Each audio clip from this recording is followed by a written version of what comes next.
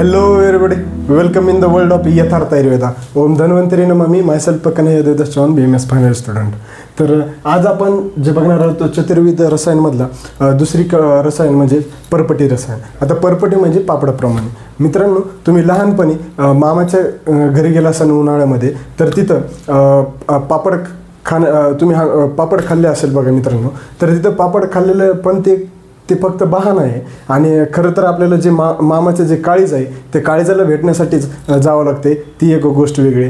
ते झालं jokes part मित्रांनो. तर त्याच्यानंतर म्हणजे परपटी कल्पना म्हणजे काय मित्रांनो, तर पापडाप्रमाणे असते. तर आपण त्याचं आता त्या काळामध्ये काय झालं माहिती आहे का मित्रांनो, पारद जे आहे त्याला चांचल्य हा गुण असतो. आता चांचल्य म्हणजे काय मित्रांनो, की समजा आता एखादी मोटरसायकल आहे. आता मोटरसायकलला समजा आपण ब्रेक जर लावले नाही तर त्याला आपण कंट्रोल करू शकलो असतो का? नाही. तर मग त्याच्यासाठीच मग ब्रेक लावलेले आहेत मोटरसायकलला. तसंच पारदचं जे हा चांचल्य गुण आहे ते चांचल्य गुण कमी करण्यासाठी त्याला बंधनं केले जाते मित्रांनो. त्याला बंधनं युक्त करून त्याचं हे करावं लागते. केवळ पारदाचाच उपयोग करून आपण औषधी द्रव्यामध्ये त्याचा उपयोग करू शकत नाही, कारण की केवळ पारदाचं समजा ते शरीरामध्ये ते पचणार पण नाही. म्हणून या पारदाला चांचल्य नष्ट करण्यासाठी बंधनं केले जाते मित्रांनो. आता पारदाचा जर समजा औषधीमध्ये उपयोग जर केलं तर त्याच्याहून श्रेष्ठ योगवाही आणि सर्व रोगहर हा दुसरा कोणताही म्हणजे द्रव्य नाही आहे मित्रांनो. तर आता या पारदाच्यासाठी जे बंधनं केले जाते त्याला आपण कजली असे म्हणतो. तर आता या पारदस आपण शिववीर्य मानतो आणि गंधकाचं पार्वती रज असे मानतो, आहे की नाही. तर आता हे शिववीर्य आणि पार्वती रज या दोघांना एकत्र करून जे द्रव पदार्थ प्राप्त होतो त्याला आपण कजली असे म्हणतो. आणि हे कजली हे पारदाचं एक 25 बंधन जे आहे तर त्यामधलंच एक बंधन आहे. आणि या बंधनापासून आपण कजलीसारखे द्रव प्राप्त करू शकतो. आता या कजलीपासून आपल्याला काय कशामध्ये उपयोग होतो, तर ही कजली जेव्हा समजा आपण औषधी द्रवामध्ये उपयोग केला तर हे मुखापासून आमाशयापर्यंत त्याचे कार्य चालू करते. म्हणजे मुखात गेल्यापासून त्याचे कार्य चालू करून टाकते. आणि आमाशय संबंधभाव म्हणजे रोगासाठी ते खूप उपयोगी आहे.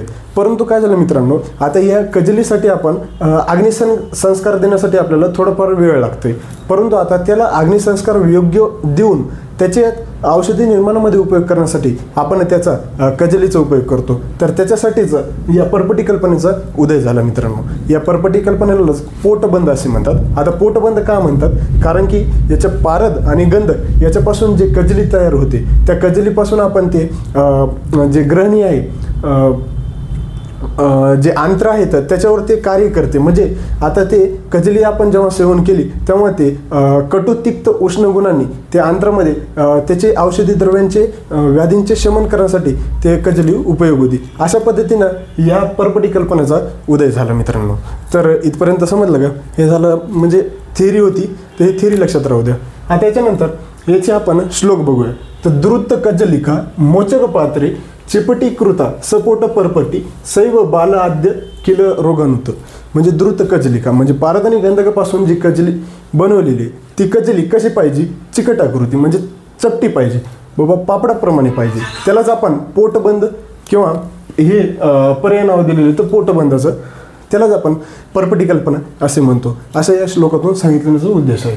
तर आपण समजा आता परपटी कल्पना बनवण्यासाठी आपण त्याच्यामध्ये कोणते कोणते उपकरण लागतात मित्रांनो ते बघूया. तर ते उपकरण जर बघितले तर त्याच्यामध्ये लागतं पहिलं पत्र.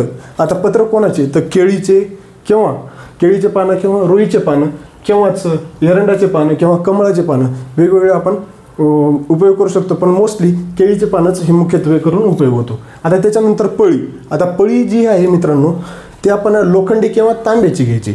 आता ती आडवी घ्यायची का उभी घ्यायची तर ती उभी जर घेतली तर ते आपण जर समजा मंद अग्नी दिली तर ते हात जळण्याची शक्यता असते. म्हणून आडवी दांडी असलेलीच पळी आपण याच्यामध्ये उपयोग करतो. त्याच्यानंतरच आहे संपुट. संपुट म्हणजे काय, पूट. तुम्हाला माहिती आहे. आता पूट संस्कार द्यायचे म्हणल्यावर त्याला काय लागणार, गोमय किंवा शेण लागणार. त्यालाच आपण गोमय असं म्हणतो. आता त्याच्यानंतर तपेली किंवा पाणी त्याच्याच उपकरणामध्ये. त्याच्यानंतरचं जे येते बोर किंवा खैराची लाकडं यांचे कोळसा म्हणजे अग्नी देण्यासाठी, अग्निसंस्कार करण्यासाठी बोराची किंवा खैराची लाकडीच कोळसा. त्याच्यानंतर गुगृत. हे गुगृत हे पळीला लावण्यासाठी किंवा केळीच्या पानावर लावण्यासाठी उपयोग होतो मित्रांनो. अशा पद्धतीने हे सर्व उपकरण होते. आता या उपकरणामध्ये जर बघितले तर आता आपण याच्यानंतर याची निर्माण विधी कशी आहे ती बघूया. आता सर्वप्रथम काय करायचं मित्रांनो, सर्वप्रथम गाईचे शेण घ्यायचं, त्या शेणाचं गोळा करायचा. गोळा केल्याच्या नंतर त्याचे 2 भाग करायचे. 2 भाग केल्याच्या नंतर त्याचा एक भाग जमिनीवर, सपाट जमिनीवर ठेवायचा आणि दुसरा भाग मस्त करून कागदावर ठेवायचं. अशा पद्धतीने या 2 भाग केल्याच्या नंतर त्याच्यानंतर काय करायचं की केळीचे 2 पान घ्यायचे. आता केळीचे 2 पान घेतले की ज्या एका केळीचं एक पान घेतलेले त्याच्यावर काय करायचं, सुरीने गोगरूत लावून टाकायचं. दुसऱ्या केळीच्या पानावर पण सुरीने गोगरूत लावून टाकायचं. आता त्याच्यानंतर काय करायचं, त्याच्यानंतरची स्टेप आहे आडव्या दांडाची पळी घ्यायची. त्या पळीमध्ये काय करायचं, पारद आणि गंधक याचं त्याच्यामध्ये टाकायचं आणि व्यवस्थित खालून मंद अग्नी संस्कार करायचा. आता मंद अग्नीच द्यायचा, जास्त प्रमाणे संस्कार नाही करायचा. मंद अग्नी दिल्याच्यानंतर ते पारद आणि गंधक व्यवस्थित वितळले पाहिजे आणि कजली झाली पाहिजे. जर समजा ते व्यवस्थित दोघे एकत्र आले नाही तर शलाका किंवा एखाद्या लाकडाच्या याच्यानं त्यांना हळवून टाकायचं आणि त्याच्यानंतर ते एकत्र करायचं. अशा पद्धतीने ती कजली स्वरूप होणं. एकदम कजली स्वरूप झाली की मग त्याचं काय करायचं, कजलीसारखं वर्ण प्राप्त झाला तर त्याला जे जमिनीवर थापलेलं जे केळीचं पान आहे त्या केळीच्या पानावर ते कजली टाकायची आणि जे शेण होतं ते दुसऱ्या केळीचं पान त्याच्यावर लावून दुसऱ्या अजून केळीचं पान टाकायचं. अशा पद्धतीने ही मग नंतर त्याच्यानंतर काय होणार की ती एकदम परपटी जी आहे आपली पापडाप्रमाणे एकदम चकचकीत निर्माण होतं. अशा पद्धतीने निर्माण विधी मित्रांनो. आता याची आपण पुन्हा एकदा निर्माण विधी बघू. तर याचं पहिले सर्वप्रथम काय करायचं, गाईचं शेण घ्यायचं, नंतर ते मळून घ्यायचं. मळून घेतल्यानंतर त्याचे 2 भाग करायचं. 2 भाग केल्याच्या नंतर त्याच्यानंतर काय ना, एक भाग जमिनीवर थापायचं, दुसरा भाग कागदावर थापायचं. आता हे 2 भाग दोन्ही थापल्याच्या नंतर याच्यानंतरचे नेक्स्ट स्टेप जे आहे ते म्हणजे केळीचे 2 पान घ्यायचे. ते केळीच्या 2 पानाला सुरीने गोगरूत लावून टाकायचं. त्याच्यानंतरची नेक्स्ट स्टेप म्हणजे काय की लोखंडाची पळी घ्यायची. त्याला काय करायचं, लोखंडाच्या पळीला सुद्धा गोगरूत लावून टाकायचं. आता लोखंडाच्या पळीला गोगरूत लावल्यानंतर गंधकात वितळण्याची प्रक्रिया ही फास्ट होऊन जाते, म्हणून त्याच्यासाठी गोगरूत लावावं लागते. आणि या पारद आणि गंधकाच्या नंतर मग कजली होती. आता कजली नाही झाली तर ढवळायचं चांगलं आणि मग कजली झाल्याच्यानंतर मंद अग्नी दिल्याच्या नंतर त्याच्यानंतर काय होणार, कजली निर्माण होणार. कजली निर्माण झाल्यानंतर जमिनीवर जे शेणावरील लावलेले केळीचं पान आहे त्यावर ते थापायचं. त्याच्यानंतर ते दुसरं जे केळीचं पान आपण त्याला गोगरूत लावलेले ते पण त्याच्यावर लावायचं आणि हलकासा दाब देऊन दोन्ही परपटीवत दुसरे तूप लावलेले केळीचे पान त्याच्यानंतर परपटीत आपल्या परपटी प्राप्त होते मित्रांनो. अशा पद्धतीने ही परपटी कल्पनेची निर्माण विधी आहे. आता तुमचे कोणी बंजारा समाजाचे जर मित्रमैत्रीण असतील तर ते हातावरच्या पोळ्या करतात बघा. ते पण एकदम पापड्याप्रमाणेच पोळे असतात आणि ते मला पण खूप आवडते आणि आई हमखास मला करत राहते. तर ते कोणी जर मित्रमैत्रीण असतील तर त्यांची एकदा अवश्य तुम्ही सेवन करावे. तर त्याच्यानंतर बघूया मित्रांनो परपटी सिद्ध परीक्षा. आता परपटी सिद्ध परीक्षा म्हणजे काय मित्रांनो की परपटी बरोबर झालेली आहे की नाही हे बघण्यासाठी आपल्याला त्याची सिद्धी परीक्षा सांगितलेली आहे. आता पहिली सिद्ध परीक्षा आहे की जी परपटी आपण बनवलेली ती केळीच्या पानावरचे जे केळीच्या रेषा आहेत त्या परपटीवर उतरलेल्या पाहिजेत. त्याच्यानंतर परपटी ही पातळ आणि सपाट असली पाहिजे, ही पहिली सिद्ध परीक्षा. नंतर दुसरी सिद्ध परीक्षा सांगितली की परपटी जर समजा आपण तोडली तर त्याचा असा कट असा आवाज आला पाहिजे आणि ते चकचकीत असायला पाहिजे. ती चकचकीत असायला पाहिजे आणि कट असा आवाज आला पाहिजे. ही झाली दुसरी सिद्ध परीक्षा. तिसरी सिद्ध परीक्षा ज्या परपटीचा पारा बद्ध झाला नाही तर ते पारा जर समजा आपण सुवर्णावर जर हे केलं मुलामा केलं तर ते सोन्यावर पांढरा रंग येतो पारदाचा, त्याच्यामुळं ते हे होत नाही. आणि परपटीत जर समजा आपण तव्यावर जास्त प्रमाणात अग्निसंस्कार दिले तर ते निषिद्ध होते. तर अशा पद्धतीने ही सिद्ध परीक्षा होते मित्रांनो. आता याच्यानंतर आपण परपटीच्या जे पाक आहेत ते बघूया. आता आपण परपटी कल्पनेच्या अंतर्गत परपटी पाक परीक्षा जे आहेत ते बघूया. तर आता पाक परीक्षा म्हणजे काय, परपटी विधिवत होते मग त्याच्यामध्ये गोगृताचे प्रमाण आणि अग्नीचं प्रमाण जर कमी जास्त झालं तर त्यांचे वेगवेगळे पाक निर्माण होतात ते बघूया. तर 3 प्रकारचे पाक निर्माण होतात ते म्हणजे एक मृदू पाक, दुसरा मध्यम पाक आणि तिसरा आहे खर पाक. तर अशा पद्धतीने हे 3 पाक कोणते येतात ते बघूया आपण. तर मृदू पाक जर बघितलं तर या मृदू पाकामध्ये कसं असतं माहिती आहे का मित्रांनो.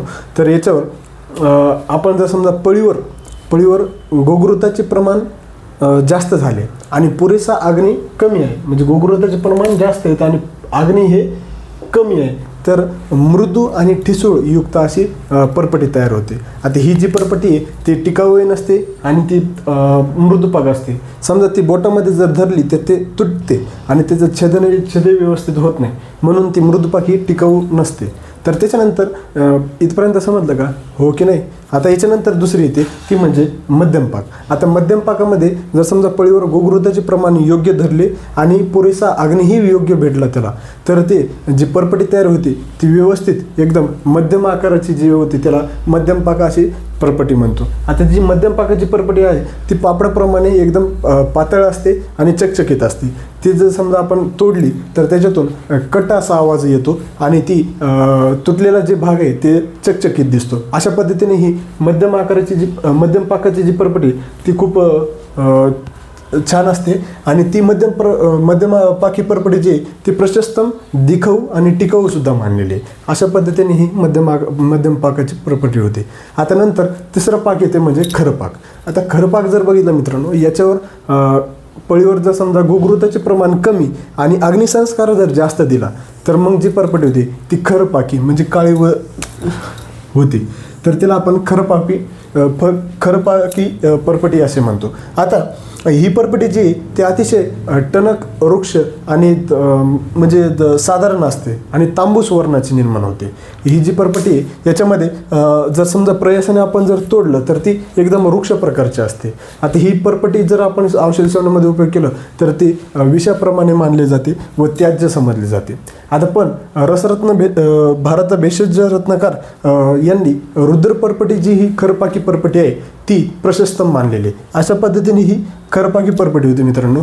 तर आय होप की तुम्हाला ही सर्व पाक समजलं असेल आणि अशा पद्धतीने ही परपटी कल्पना तुम्हाला समजलेली असेल. आता ह्याचे जे उदाहरण होतं ते आपण पुढच्या व्हिडिओमध्ये बघू. तर इथं फक्त यांच्या जसं इंट्रोडक्शन होतं तर आपण नेक्स्ट व्हिडिओमध्ये त्यांचे उदाहरण बघूया. व्हिडिओ आवडल्यास नक्कीच लाईक करा, शेअर करा, सबस्क्राईब करा. Thank you very much. परपटी कल्पनेचीच जे एक्झाम्पल आहेत ते बघणार आहोत. आता NCSMने याचे 2 एक्झाम्पल मस्ट नो सांगितलेले आहेत. ते म्हणजे एक लोह परपटी आणि दुसरं म्हणजे एक सुधा परपटी. तर काळजीपूर्वक नीट ऐकावे मित्रांनो. आता याच्यावर परपटी कल्पनावर एक ECQ मागच्या वर्षी आलेले तर पुन्हा एकदा या वर्षी येण्याची शक्यता आहे, तरी काळजीपूर्वक ऐका. आता त्याच्यावर निर्माण विधी विचारून किंवा तुम्हाला एखादं उदाहरण देऊन ते ECQ येऊ शकते. त्याच्यामुळे मस्ट नो टॉपिक आहे, लक्षपूर्वक ऐका. तर त्याच्या पहिलं जर उदाहरण बघितलं आपण तर लोह परपटी. आता या लोह परपटीचा श्लोक सांगितलेला मित्रांनो पुस्तकामध्ये. तर ज्यांना श्लोक पाठ होते त्यांनी श्लोक पाठ करा आणि ज्यांना होत नाही त्यांनी गप गुणानं याचे घटक द्रव्य लक्षात ठेवा. आता आपण बोलूया लोह परपटीकडे. आता लोह परपटी म्हणजे काय मित्रांनो, की त्याच्यामध्ये लोह भस्म आला पाहिजे. आता त्याचे घटक द्रव्य बघूया. तर शुद्ध पारद हे 4 भाग घ्यायचं, शुद्ध गंधक हे 2 भाग घ्यायचं आणि शुद्ध लोह भस्म हे 1 भाग घ्यायचं. आता सर याला लक्षात कसं ठेवायचं, तर याला लक्षात ठेवण्यासाठी आता लोह म्हणजे कसं, लो डोक्याचा मग कोण असते, पागल असते. म्हणून पागल म्हणजे पारद, गंधक आणि लोह भस्म. आता हे बघ पागल कसे असते तर 1 2 3 असे म्हणतात का, नाही ते कसं म्हणतात 4 2 1 असं उलटं म्हणतात, म्हणून ते पागल आहेत. तर अशा पद्धतीने तुम्ही घटक द्रव्य लक्षात राहू द्या. तर त्याच्यानंतर आता त्याची निर्माण विधी येते मित्रांनो. आता निर्माण विधीमध्ये जर बघितलं तर प्रथम काय करायचं, पारद आणि गंधक यांची कजली तयार करायची आणि कजली बनवली की आडव्या आपल्याला माहिती आहे हे काय करायचं. नंतर विधिवत जे परपटी सांगितलेली कल्पना सांगितलेली निर्माण विधी तशा प्रकारे परपटी त्यांची बनवायची. केळीचे पान घ्यायचे, केळीच्या पानावर मग ते सुरळ घेऊन ते कजली त्याच्यावर टाकायचे, नंतर दुसरं पान घ्यायचं त्याच्यावर दाबायचं आणि जे विधिवत परपटी तयार होते. अशा पद्धतीने ही निर्माण विधी आहे मित्रांनो. आता त्याच्यानंतरचा नेक्स्ट पॉईंट येतं मित्रांनो ते म्हणजे मात्रा. आता या लोह परपटीची जी मात्रा सांगितलेली आहे ते रसशास्त्रामध्ये 1 ते 15 गुंजापर्यंत सांगितलेली आहे. आता पेपरमध्ये 1 ते 15 गुंजा लिहायचं किंवा 250 mg लिहायचं, दोन्हीपैकी कोणतेही चालू शकते. पण लक्षात राहू द्या 1 ते 15 गुंजापर्यंत आपण वाढवता येते, पण आपण 15 गुंजापर्यंत देऊ शकत नाही, म्हणून 250 mg लक्षात ठेवायचं. त्याच्यासोबतच आता लोह परपटीमध्ये जर समजा अनुपान जर बघितले तर त्याच्यामध्ये तक्र, धनेजिऱ्याचं क्वाथ किंवा डाळिंब सोरस हे अनुपान म्हणून आपण त्याच्यामध्ये खास करून उपयोग करतो. तर अशा पद्धतीने याचे अनुपान सांगितलेले. आता या लोह परपटीचा जर उपयोग जर बघितला तर या लोह परपटीचा उपयोग हे ग्रहणी, वातज रोग, त्याच्यानंतर आमदशूल, अतिसार, उदावर्त, पांडुरोग, कामला, अशा वेगवेगळ्या व्याधीमध्ये याचा उपयोग प्रामुख्याने केला जातो. अशा पद्धतीने ही लोह परपटी होती मित्रांनो. इथपर्यंत समजलं का? ओके नाही. मग आता समोर जाऊया. हे राहिली आता लोह परपटी झाल्याच्या नंतर दुसरी आहे ते म्हणजे सुधा परपटी. आता हे सुधा परपटी खास करून उपयोग हे आपण सोमरोग या व्याधीमध्ये उपयोग करतो. तर या सुधा परपटीचं जे घटक द्रव्य ते काळजीपूर्वक आहे का. या सुधा परपटीचे पण जे श्लोक आहे मित्रांनो ते पण पुस्तकात दिलेले. ज्यांना श्लोक होते त्यांनी श्लोक करावे आणि ज्यांना श्लोक होत नाही त्यांनी गप्प हे घटक द्रव्य लक्षात ठेवावे मित्रांनो. कारण की श्लोक आठवत नाही कधी कधी, तर त्याच्यामुळे घटक द्रव्य जर राहिले लक्षात तर ते हे करतात. आता याच्यामध्ये सुधा परपटीमध्ये घटक द्रव्य कोणते कोणते येतात मित्रांनो तर काळजीपूर्वक बघा. तर शुद्ध पारद हे 70 ग्राम घ्यायचं आणि त्याच्या दुप्पट शुद्ध गंधक घ्यायचं 140 ग्राम, माक्षिक भस्म घ्यायचं 10 ग्राम, रजत भस्म घ्यायचं 10 ग्राम, त्याच्यानंतर नागपाषाण भस्म घ्यायचं 10 ग्राम, कांक्षी भस्म घ्यायचं 10 ग्राम, त्याच्यानंतर मुक्ता पिष्टी घ्यायचं 10 ग्राम आणि प्रवाळ पिष्टी घ्यायचं 10 ग्राम. अशा पद्धतीने हे घटक द्रव्य. आता सर हे घटक द्रव्य लक्षात कसे ठेवायचे तर त्याच्यासाठी मी एक ट्रिक बनवली मित्रांनो. तर ती काळजीपूर्वक आहे का. तर आता ट्रिक अशी आहे की एक प्राध्यापक नागेश्वर काळे म्हणून एक शिक्षक आहे आणि ते पांगरीचे आहे मित्रांनो. आता जे प्राध्यापक लोक असतात त्यांना मान खूप द्यावं लागते. म्हणून आता ही ट्रिक कशी लक्षात ठेवायची तर बघा. माननीय प्राध्यापक नागेश्वर काळे नाका मुक्काम पोस्ट पांगरीचे आहेत. म्हणजे याचं आपण ही पुस्तकामध्ये मी हे जे आहे हे नोट्समध्ये मी पूर्ण लिहिलेलं आहे. ते इथं मी शॉर्ट फॉर्म लिहिलेलं तर काळजीपूर्वक आहे का. तर याच्यामध्ये मापासून येते माक्षिक भस्म, प्रपासून येते प्रबळ भस्म, नापासून येते नागपाषाण भस्म, कापासून येते कांक्षी भस्म, मूपासून येते मुक्ता भस्म, पोपासून म्हणजे पिष्टी, पापासून म्हणजे पारद, गपासून गंधक आणि रपासून रजत भस्म. अशा पद्धतीने हे घटक द्रव्य लक्षात ठेवायचे मित्रांनो. ट्रिक कशी वाटली हे कमेंटमध्ये आवर्जून सांगा मित्रांनो. आता हे घटक द्रव्य लक्षात ठेवल्याच्या नंतर आता नेक्स्ट स्टेप असते म्हणजे भावना द्रव्य घेऊन निर्माण विधी बनवणे. आता निर्माण विधी बनवताना काय करायचं माहिती आहे का मित्रांनो. परपटी म्हणलं की पारद आणि गंधक यांची कजली करावी लागते. आता परपटीमध्ये पारद आणि गंधकाची कजली केली तर त्याच्यानंतर जे दुसरे घटक द्रव्य आहेत त्याच्यासोबतच ते आडव्या दांडीच्या पळीमध्ये ते एकत्र करायचे आणि नंतर मग खालून अग्निसंस्कार द्यायचा. आता ते संस्कार दिल्याच्यानंतर त्याच्यामध्ये भावनाद्रव्य म्हणून कोणते कोणते येतात तर द्राक्षक्वात येते, निंबत्व क्वात येते, श्वेतचंदन क्वात येते, अंजन क्वात येते. या प्रत्येकीचे भावनाद्रव्य म्हणून त्याच्यामध्ये उपयोग करायचं. आणि नंतर मग त्यांचं कजली स्वरूप वर्ण झाल्याच्या नंतर केळीच्या पानावर त्यांचं थापायचं आणि नंतर मग दुसरं केळीचं पान त्याच्यावर दाब देऊन विधिवत परपटी तयार करायची. अशा पद्धतीने ही निर्माण विधी आहे मित्रांनो. तर काळजीपूर्वक आहे का. तर आता याच्यानंतरचा नेक्स्ट पॉईंट येते ते म्हणजे मात्रा. आता मात्रा जर बघितली तर सुद्धा परपटीची मात्रा 4 रत्ती आहे मित्रांनो. एक रत्ती म्हणजे 120 mg, तर 4 रत्ती म्हणजे किती 12 चौक 48 म्हणजे 480 mg. लक्षात राहू द्या मित्रांनो. त्याच्यानंतर येतं याचं अनुपान. अनुपान जर बघितलं मित्रांनो तर याचं येतं मध आणि याचा उपयोग रक्तपित्त, प्रदर आणि सोमरोगमध्ये होतोय. सोमरोग हे स्त्रीमध्ये होते मित्रांनो. डायबिटीज इन्स्पिडस म्हणून त्याला मॉडर्नमध्ये सांगतात. तर हे लक्षात राहू द्या. हे MCQ येऊ शकते. तर अशा पद्धतीने सुद्धा परपटी होती मित्रांनो.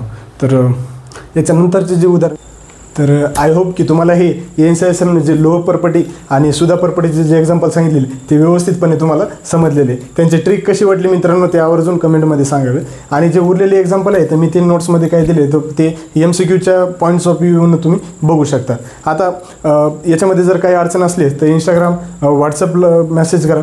आणि व्हॉट्सअपला माझं एक चॅनल आहे मित्रांनो. ते डिस्क्रिप्शनमध्ये मी लिंक टाकलेली आहे. त्याच्यामध्ये नवीन अपडेट्स, नवीन नोट्स, PDFs वगैरे मी टाकत राहतो दररोज. तर ते तुम्ही नीट नक्कीच फॉलो करा आणि ते ग्रुपला जॉईन व्हावं अशी मी विनंती करतो. आणि सगळ्यांना लाईक करा, शेअर करा आणि कमेंट्स करा. Thank you very much.